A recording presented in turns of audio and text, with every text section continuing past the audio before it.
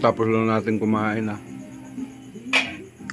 Galing tayo sa labas. Nakita natin yung aksidente doon. Tingnan natin yung mga kaganapan kanina. Ang oras natin ay alas 10 na.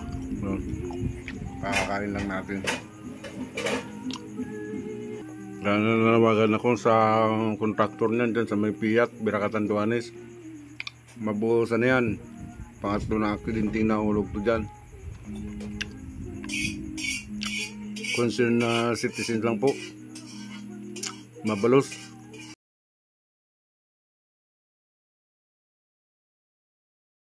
Dito sa sa may tabing barbershop.